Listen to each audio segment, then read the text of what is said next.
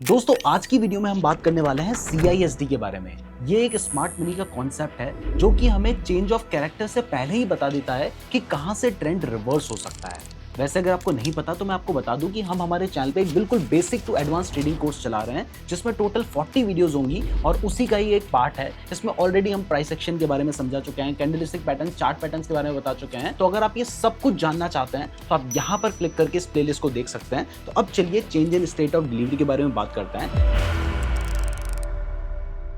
तो मैं आपको बता ही चुका हूं कि ये एक अर्ली वार्निंग सिस्टम होता है जिससे हमें पहले पता चल जाता है कि कहां से ट्रेंड रिवर्स कर सकता है और साथ ही इसके बेसिस पे हम ट्रेड भी ले सकते हैं। वो ट्रेड कैसे लेना है ये भी मैं आपको बताऊंगा, यानी इसको आप एज अ स्ट्रैटेजी भी यूज कर सकते हैं और कई ट्रेडर्स हैं जो सिर्फ इसके बेसिस पे ही ट्रेड करते भी हैं। लेकिन मैं आपको कहूंगा कि पहले पूरा स्मार्ट मनी कॉन्सेप्ट सीखो, उसके बाद जब सारे कॉन्सेप्ट सीख चुके होंगे ना तो आप हर एक चीज सिचुएशंस के हिसाब से अप्लाई कर पाएंगे, ये समझ पाएंगे कि कहां पर अप्लाई करना ठीक है, कहां पर अप्लाई करना गलत है। तो अब चलिए हम सीधा इसको चार्ट पे देख लेते हैं। तो चार्ट देखने के लिए हम आ चुके हैं डेल्टा एक्सचेंज के प्लेटफॉर्म पे। अगर आप क्रिप्टो के फ्यूचर्स में ट्रेड करने के लिए अपना अकाउंट ओपन करना चाहते हैं तो आप डेल्टा एक्सचेंज में कर सकते हैं, लिंक आपको डिस्क्रिप्शन में मिल जाएगा। और अगर आप हमारे लिंक का यूज करके अपना अकाउंट ओपन करेंगे तो आपको हमारी तरफ से अधीरा AI का 2000 रुपए का सब्सक्रिप्शन भी मिलता है। उसके लिए नीचे गूगल फॉर्म का लिंक दे रखा है, अकाउंट ओपन करने के बाद गूगल फॉर्म भी जरूर फिल कर लीजिएगा। तो अब change in state of delivery के लिए आपको पहले तो मार्केट स्ट्रक्चर एंड ये सारी चीजें पता होनी चाहिए, लेकिन ये इतना सिंपल सा कॉन्सेप्ट है कि आपके बहुत बार काम आएगा। देखिए, जब भी आपको एक मार्केट में स्ट्रॉन्ग अप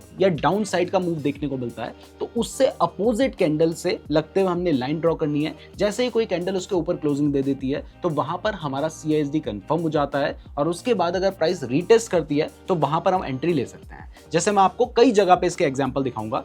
जैसे आप देख सकते हैं कि यहां पर हमें एक बहुत ही बड़ा डाउन साइड का मूव देखने को मिला है जो कि एक इंपल्सिव मूव है। अब अगर इस डाउन साइड की मूव की हम बात करें तो यहां पर आप देख सकते हैं कि जब ये डाउन साइड का मूव आया था तो लास्ट अपोजिट कैंडल कौन सी है, यहां से मूव आया था। वैसे तो यहां से आया था तो हम यहां से लगते हुए भी एक CISD मार्क कर सकते हैं, लेकिन यहां पर एक अपोजिट कैंडल है ग्रीन कलर की, तो हम क्या करते हैं, हम यहां से लगते हुए भी इस अपोजिट कैंडल के क्लोज से लगते हुए, यानी ये जो ग्रीन कैंडल है इसके क्लोज से लगते हुए हम यहाँ पर एक लाइन ड्रॉ करते हैं।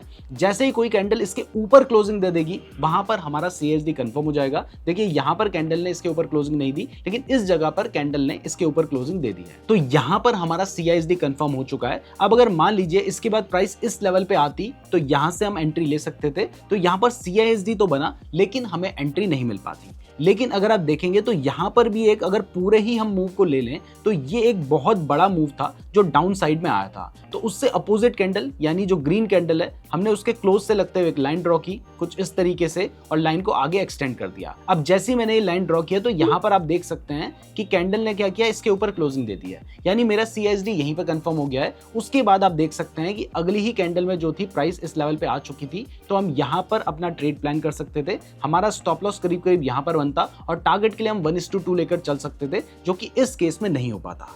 यानी अगर हम नीचे वाला CISD लेके चलें तो हमारे लिए ज्यादा बेटर रहता, क्योंकि यहाँ पर जो स्टॉप लॉस है वो बहुत बड़ा बन रहा है। तो अब मैं आपको एक ऐसा एग्जांपल देता हूँ जहां पर हमारी एंट्री भी बन रही हो और साथ ही स्टॉप लॉस भी बहुत ज्यादा बड़ा ना बन रहा हो। ये तो मैं आपको चीजें समझाने के लिए बता रहा था। तो जैसे यहाँ पर आप देख सकते हैं कि एक शार्प डाउन साइड का मूव हमें देखने को मिला था, तो उससे जो अपोजिट कैंडल यानी ये जो ग्रीन कलर की कैंडल है, इस कैंडल के क्लोज से लगते हुए मैंने इस तरीके से एक लाइन ड्रॉ कर दी है। अब जैसे ही मैंने ये लाइन ड्रॉ की तो आप देख सकते हैं कि ये वाली जो कैंडल थी उसने इस लाइन के ऊपर क्लोजिंग दे दी, यानी यहाँ पर हमारा CISD कंफर्म हो गया होता। बट उसके बाद प्राइस बहुत ज्यादा बढ़ गई थी तो हमें एंट्री यहाँ पर नहीं मिलती। लेकिन बाद में हम देखते हैं कि प्राइस जो है वो वापस से उसी लेवल के पास आती है और यहाँ से बढ़ने लग जाती है, यानी इस जगह पर मेरी एंट्री बन जाती। तो यहाँ पर अगर मैं ट्रेड लेता तो मैं कुछ इस तरीके से यहाँ पर अपना बाय करने का ट्रेड ले सकता था। मेरा जो स्टॉप लॉस होगा वो देखिए कि ये वाला जो लो है ये बहुत बड़ा हो रहा है, तो या तो मुझे ट्रेड छोड़ना पड़ेगा या फिर यहाँ पे हमें एक इंपॉर्टेंट लेवल देखने को मिल रहा है, हम इस लेवल के आसपास कहीं पे अपना स्टॉप लॉस सेट कर सकते हैं। जैसे कि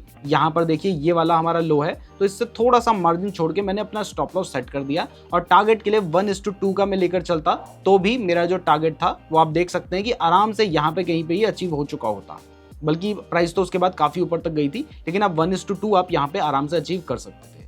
तो ये अभी मैं आपको बुलिश CISD बता रहा हूं। इसके बाद मैं आपको बेयरिश CISD का एग्जांपल भी दूंगा। जैसे अगेन आप यहां पर देख सकते हैं कि एक शार्प डाउन साइड का मूव देखने को मिला है, तो उससे अपोजिट कैंडल यानी ग्रीन कैंडल के क्लोज से लगते हुए मैंने इस तरीके से एक लाइन ड्रॉ की। उसके बाद आप देख सकते हैं कि यहां पर कैंडल ने इसके ऊपर क्लोजिंग दे दी है, यानी मेरा CISD कंफर्म हो चुका है। फिर नेक्स्ट कैंडल में यहां पर आप देख सकते हैं कि प्राइस हमारे इस लेवल के पास आई है, तो यहां पर हमारी एंट्री हो जाती है। इसके बाद जो हमारा स्टॉप लॉस रहता, अगर हम यहाँ पे एंट्री लेते तो एंट्री तो यहाँ पे हो गई होती। तो स्टॉप लॉस के लिए हम या तो ये लेके चलें, तो ये तो बहुत बड़ा स्टॉप लॉस हो रहा है, तो यहाँ पर हमें एक इंपॉर्टेंट लेवल नजर आ रहा है। तो हम क्या करते हैं, हम इससे थोड़ा सा नीचे यानी यहीं पे कहीं पे अपना स्टॉप लॉस रखते, और टारगेट के लिए हम 1:2 लेकर चल सकते थे या फिर स्विंग हाई लेकर चल सकते थे। तो 1:2 अगर हम लेके चलते तो हम देखते हैं कि क्या वो अचीव हो पाता।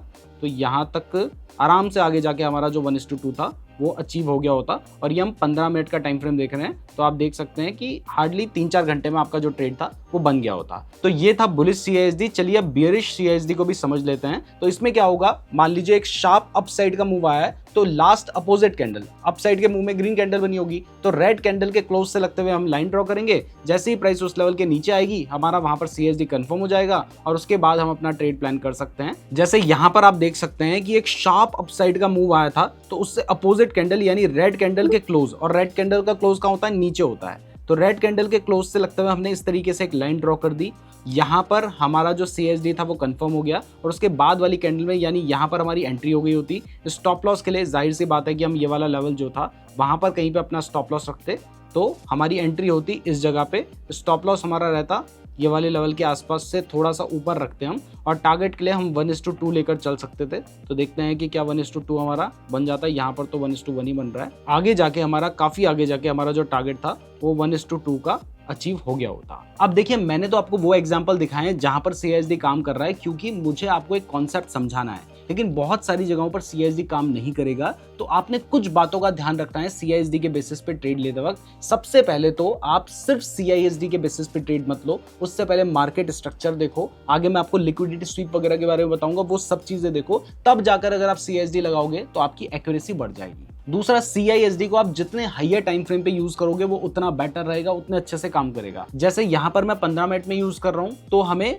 थोड़े बहुत फेक सिग्नल देखने को मिल रहे हैं। 5 मिनट में यूज करूंगा तो ज्यादा फेक सिग्नल देखने को मिलेंगे, रेदर देन कि मैं 1 घंटे के टाइम फ्रेम में यूज करूं। यानी टाइम फ्रेम जितना बड़ा होगा उतने बेटर तरीके से काम करेगा। इसके अलावा देखिए, जो एशिया सेशन रहता है उसमें मार्केट में ज्यादा मूव नहीं रहता, तो न्यूयॉर्क सेशन या लंदन सेशन के टाइम पे यूज करेंगे, तब भी मार्केट में मूव होने की वजह से ये जो स्ट्रैटेजी है वो ज्यादा बेटर तरीके से काम करेंगी। बाकी आगे आने वाली वीडियोस में मैं सारी चीजें आपको क्लियर करने वाला हूं। लिक्विडिटी स्वीप के बारे में बताने जा रहा हूं, जो बहुत ज्यादा इंपॉर्टेंट है। इसलिए आपने इस पूरी सीरीज को देखना है। सिर्फ एक वीडियो के बेसिस पे आप ट्रेडर नहीं बन पाएंगे, लेकिन अगर आप इस पूरे कोर्स को डिटेल में देखते हैं, सारे नोट्स बनाते हैं, समझते हैं, तो आपको ट्रेडिंग की अच्छी खासी नॉलेज हो जाएगी।